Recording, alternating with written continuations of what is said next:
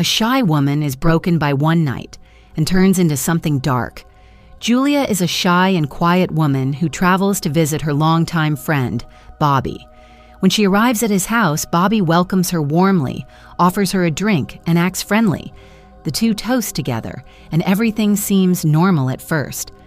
As Julia slowly sips the drink, she begins to feel strange. Her vision becomes blurry, her body weak, and she soon loses consciousness. Unknown to her, the drink had been mixed with a sedative. Bobby had planned to assault Julia along with his friends Scott and Matt. Another man named Adam is also present. Among them, Adam appears uncomfortable. He does not agree with what is happening and initially tries to stop his friends. However, he is outnumbered and threatened. In the end, he is forced to stand aside and watch as Julia is assaulted while unconscious. After Bobby, Scott, and Matt are done, Bobby threatens Adam and forces him to participate as well.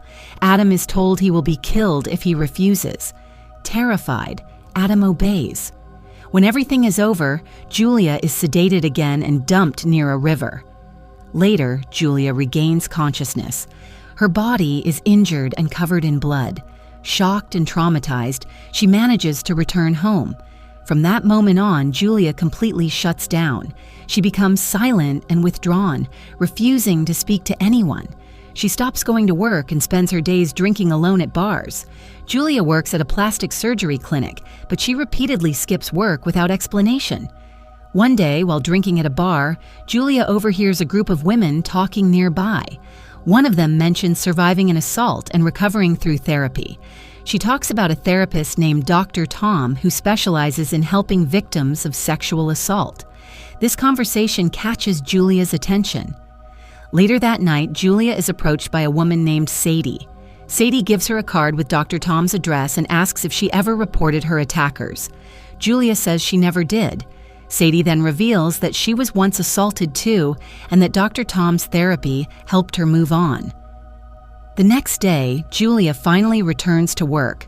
She lies to her supervisor, Dr. Lynn, saying she had family problems. Throughout the day, Julia keeps thinking about the therapy and what it could offer her. She is not thinking about healing. She is thinking about revenge. After struggling with her thoughts, Julia decides to visit Dr. Tom. At their first meeting, Julia openly admits that she wants revenge. Dr. Tom responds firmly, saying he will not help her unless she follows strict rules. He explains that revenge must be controlled, planned, and approved. Acting independently is forbidden. Dr. Tom also explains that part of the therapy involves learning how to identify and lure predatory men, then punish them by cutting off their genitals. Although impatient, Julia agrees to follow the process. When Julia returns home, Sadie is already there waiting for her. Sadie helps change Julia's appearance by removing her glasses and dressing her differently. She begins training Julia on how to attract men and defend herself quickly. Sadie takes Julia to a bar and demonstrates how to handle men who try to take advantage of women. She seduces a man, then violently overpowers him as an example. However, she does not kill him. Later, Sadie tests Julia. At first, Julia fails. Men ignore her and she appears awkward. Sadie corrects her behavior, telling her not to speak and to rely on confidence and body language instead. On her second attempt, Julia succeeds. She attracts a man and leaves the bar with him. Sadie secretly follows them and is pleased with Julia's progress. Soon after, Julia moves on to the final stage of the therapy. She lures another man to her apartment. While pretending to seduce him, Sadie and other women suddenly appear and hand Julia a knife. Julia cuts off the man's genitals. This act changes her completely. Instead of relief, Julia feels excitement. She becomes addicted to the power. Soon, she begins killing men on her own, without approval. One victim is brutally murdered near a bridge, stabbed dozens of times.